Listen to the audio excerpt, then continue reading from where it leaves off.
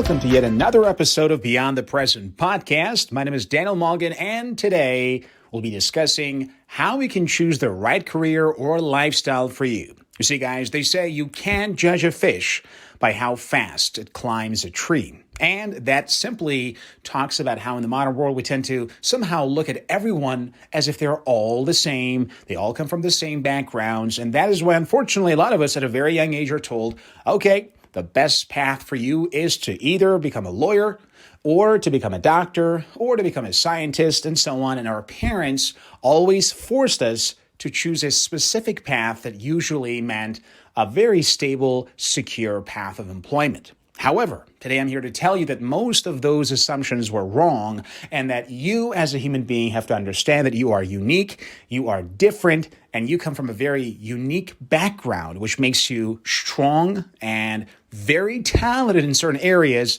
and unfortunately not very talented and sometimes even downright dumb in other areas. That's called your natural inclinations, your gifts, as well as your setbacks and shortcomings. For that reason, today we want to talk about how do we actually decide what is the right career path as well as lifestyle for ourselves. You see, unfortunately, a lot of people, when they are young, they ask themselves these questions. They are actually plagued by these questions of, what do I want to do with my life? I don't know what I should do, man. I have no idea. My life is always, it's so unclear. My dad says I should do this, and my mom thinks I should do that. And I personally want to be a rock star, but at the same time, I can't even sing, so I don't know what to do. I'm confused.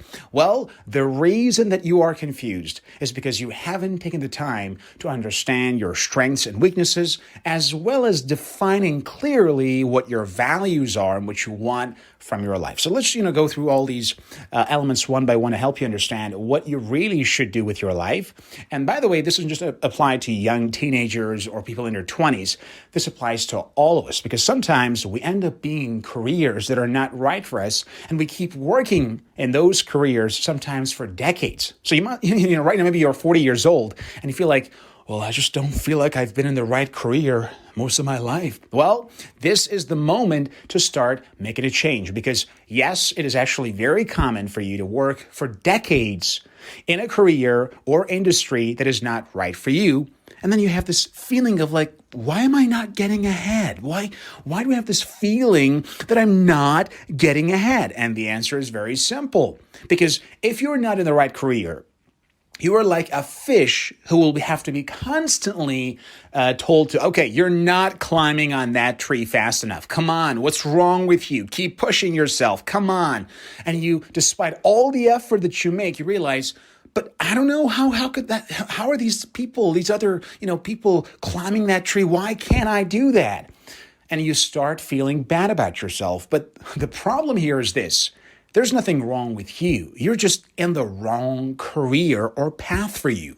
You cannot expect a fish to climb a tree. And if they try to do so, they will actually get hurt in the process. They might even literally die, proverbially and emotionally, in the process of trying to climb a tree. So right now, let's talk about how do we exactly go about deciding what to do with our lives. Now, if you probably are listening right now, the chances are maybe at some point you actually try to change majors when you were younger, maybe even, change jobs a couple of times, and you're probably still not at the right job. So you're wondering like, what am I supposed to be doing with my life?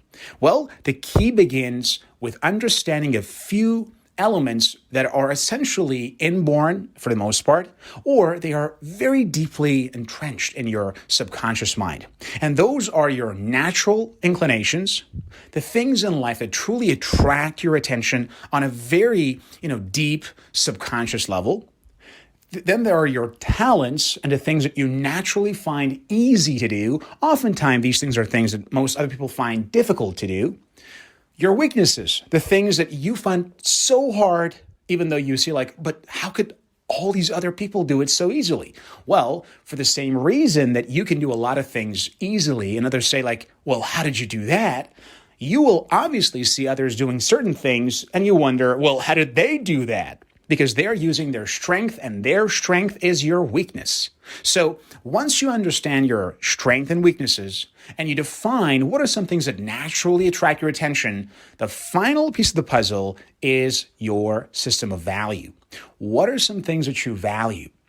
Now, values and interests should be somehow kept separately in this entire chart because these two are very different. You see, interests are the things that you really find attractive, that grab your attention, and the things that you find very meaningful.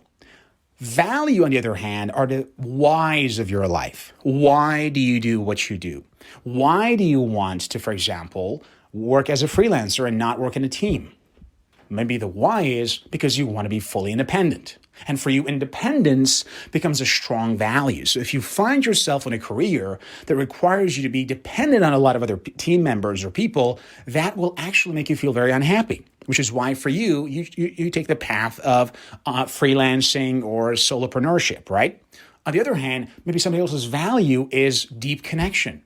The same person, if he or she is forced to work as a freelancer or to work as a solopreneur, he or she will be pretty much depressed most of the time because he or she is deprived of that connection, that teamwork, because he needs a stronger sense of connection. So the same career that perhaps he currently has is not going to be fulfilling for him because he does not fulfill that value. That is precisely why understanding what career you want to choose for yourself always begins with knowing your strengths, your weaknesses, your areas of interest, as well as your values. Now, how do we actually use all these four to choose it? Well, let's get started.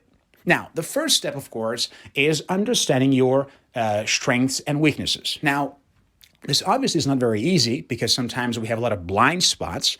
We don't really understand what are our strengths and weaknesses sometimes without a great deal of feedback from the outside world. Sometimes we think wrongfully that we're good at certain things, and then the world tells us very unapologetically, nope, you're not good at that at all. So maybe you think you're a very, very great singer or you have such a great talent for acting. And then somebody sees you performing and say like, okay, well, that's good. That's good if you want to sing like that or if you want to act like that in front of your mom. Probably she will be very happy to see that, but don't expect to, win some sort of Emmy or whatever. It's not going to happen, right? The same thing applies to your basically weaknesses. Sometimes you might think that you are bad at certain things, and oftentimes those false beliefs are a result of perhaps your low self-esteem or not being able to fully understand what your talents are, or perhaps not having received enough encouragement from the environment. And at that moment, you might falsely assume that you're bad at certain things when you're really good at them, right? So how do we find our strengths and weaknesses? I really believe the best way to do so is to get a lot of feedback. And to get a lot of feedback, you have to make a lot of attempts to try to use different things, which is why at a young age, it's always best to try as many different things very quickly as possible. Now, that's not going to be very good for the employers who will then have to hire and fire you over the spot. But in reality, it's actually a very, very good practice. So when you're young, the best thing you can do is to try as many different things as possible. Try to, literally try to do a month-long apprenticeship in different fields. First, try to, go to a restaurant and, work as a waiter or waitress. Do you like that environment? Then perhaps go and become a journalist and start collecting news. Then, try to be a blogger, start posting some stuff, see if you like it. Then start doing some real estate. Then perhaps you want to do some, medical stuff. Now, if you can't go to medical school, maybe you can actually learn to become an ER, for example, assistant or something. But what you do is you are going to expose yourself to a lot of different fields as quickly as possible to get a very quick feedback. Why? Because the things you are naturally good at, your natural strengths, quickly show themselves when you try different things. They instantly are revealed to the other people, and you start getting feedbacks like, boy, I think you really know how to move on the dance floor, or I really think you have a great knack for, logical thinking and planning, or wow, you're so on time. You'd make a great, great manager. So you start getting this feedback, and that feedback then allows you to understand what your natural strengths and, of course, your weaknesses are, because you're going to get some negative feedback too. Like, is that really what you think you should have done? What the hell are you? What'd you do to that patient? It's almost, like you try to kill that patient. Oh, I'm probably not very good for the medical field then. Probably should change fields. So essentially you get a lot of feedback. That is why in early years of your life, especially after graduating from university, you really want to focus on gaining a lot of feedback, trying different things, not for too long, not getting involved with any of those fields, not committing to any one of those fields, because right now your commitment is to understanding your natural strengths and weaknesses. Once you understand what those strengths and weaknesses are, now you have a clear idea of what types of careers you can actually have that will use those strengths. Why do I say this? Because a good career path is one that has all of these three things in common. That is, it uses most of your strengths and does not need to use most of your weaknesses. That's number one. So if, for example, a career requires a certain degree of commitment, discipline, conscientiousness, and at the same time, by nature, you're a more creative type who value spontaneity and a floating schedule and constant change, you probably are not going to do very well in that career because that career's required strengths are actually your weaknesses. And once you find yourself in a career where it requires you to act using, all of your weaknesses, you will naturally fall behind and eventually hate that job because it's not using your strengths. It's actually relying on your weaknesses. It's like being injured.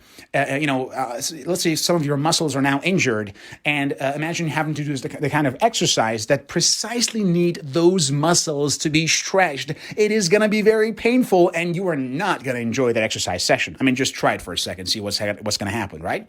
So that's an exact metaphor here. Working at a job or career that requires you to use your weaknesses instead of your strengths is like doing the kind of training or dancing that requires you to stretch your injured or pulled muscles. It's going to be painful, it's going to be awkward, and believe me, you are not going to be one of the best performers in that field. It's just not possible, right? So instead, you want to get the kind of career that does the exact opposite.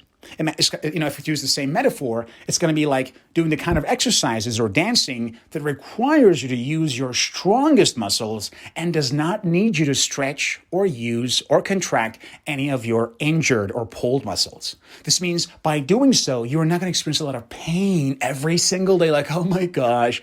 And the reason is very simple. There's nothing, different about that career or what is required to do in that job. It's all about you.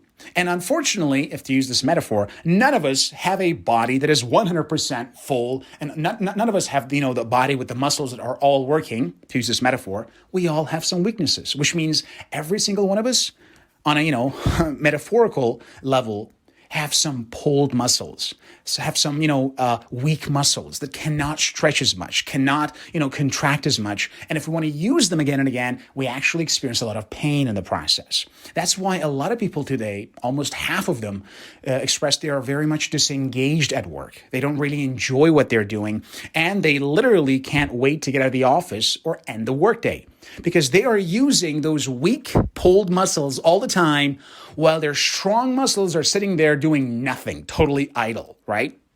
So get those feedbacks. Know what is really right for you. Know what are your strengths and weaknesses, and then you will be able to plan. So, okay, these are my strengths. For example, I'm highly creative, or I'm highly uncreative, or I'm extremely, organized and disciplined, or I tend to, be a little bit, not very well organized, or I tend to value numbers and logical thinking, or I like, ideas or, thoughts. So you see, once you look at all these strengths and weaknesses, then you ask yourself, what are some careers that will use all of these strengths that I have and are not so much hampered by all the weaknesses that I have? So you create a list.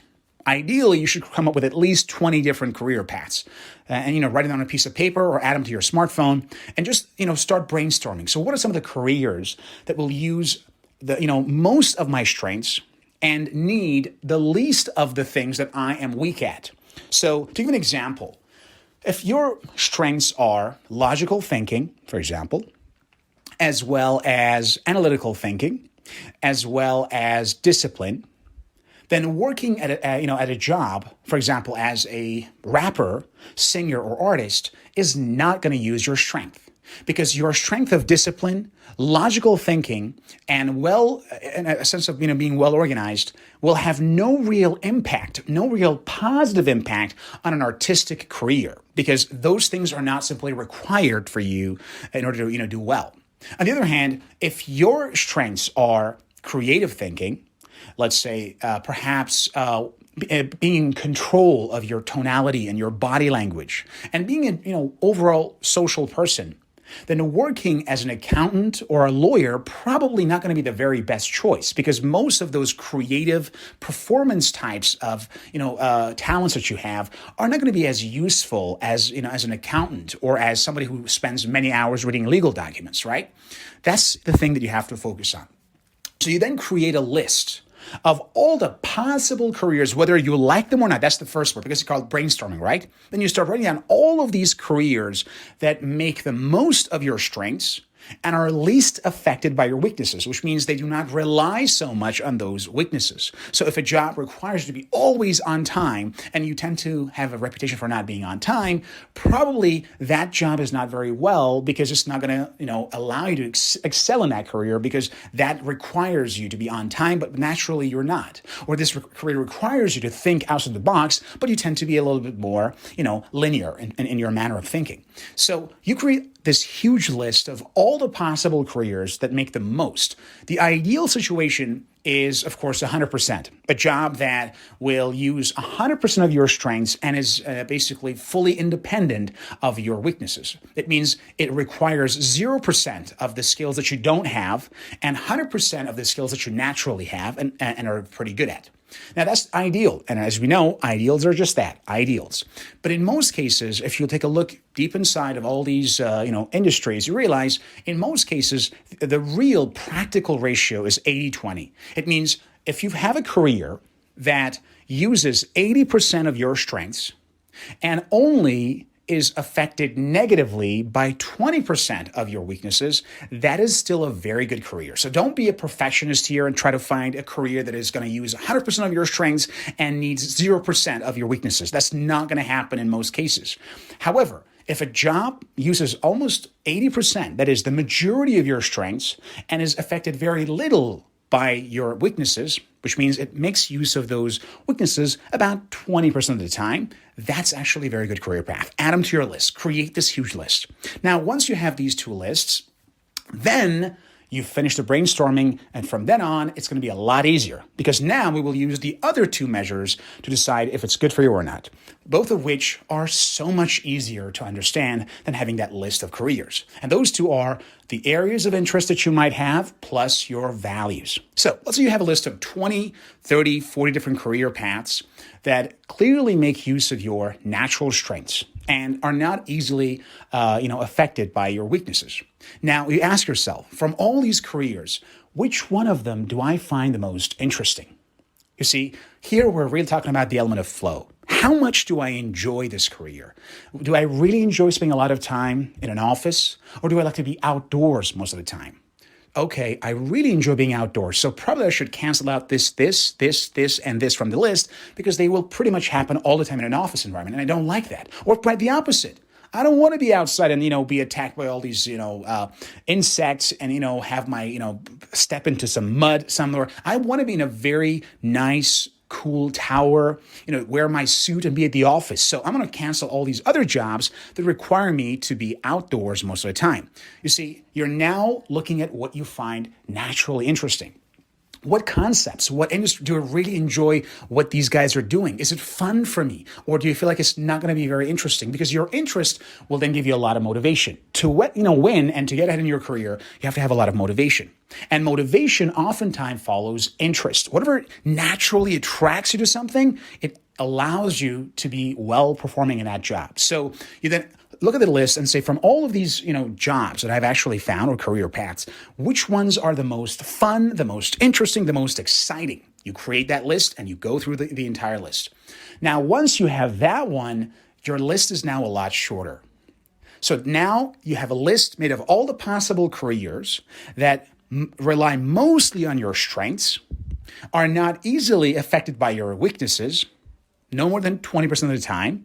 And more importantly, it is made of the kind of careers that you naturally find interesting. That for you, you can easily, find the motivation to do for many, many years, decades of your life without even having to retire, right? Because you find them very interesting. Now we have to go for the final filter, and that's the filter of value.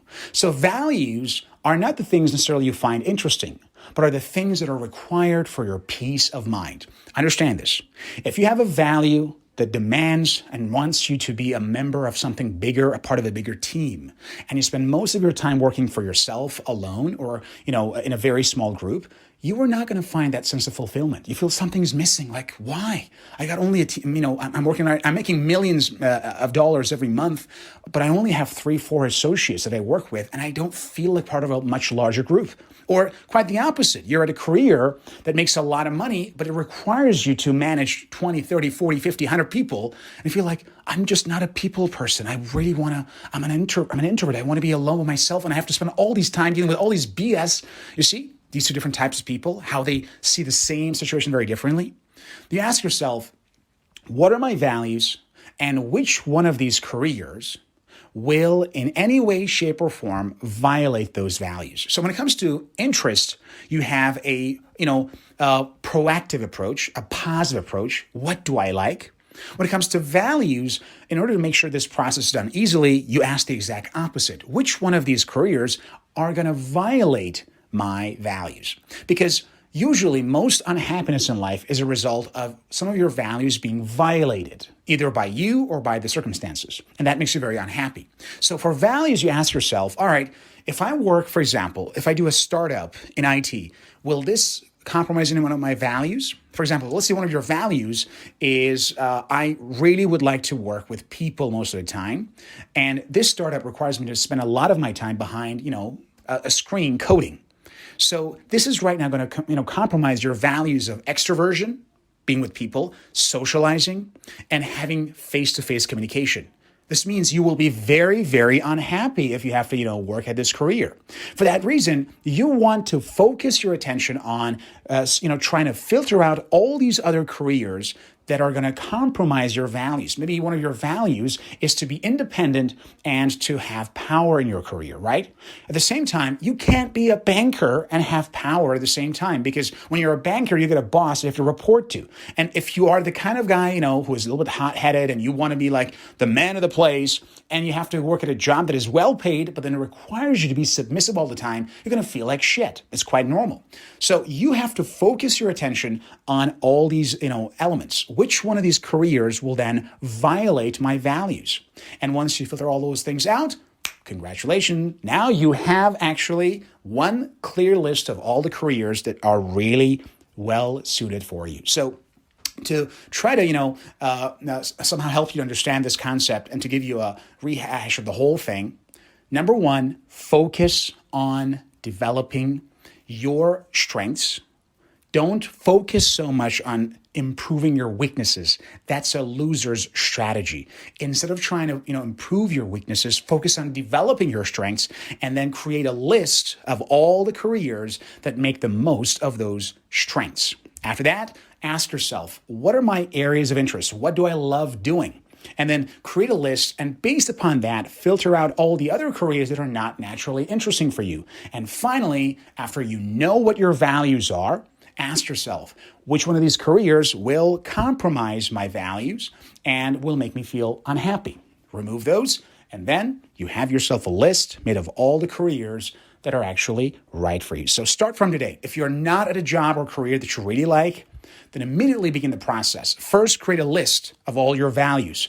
Values are made of things that you think are important. These are the whys of your life. So what are my values? Family, for example. Well, if one of your values is family, you can't be at a job that requires a lot of your time every single day. You can't be a workaholic type of person. Otherwise, you won't have time for a family. Or you might say adventure. Well, in that case, a repetitive job will never give you that fulfillment, right? You write down your values. Then you write down your areas of interest.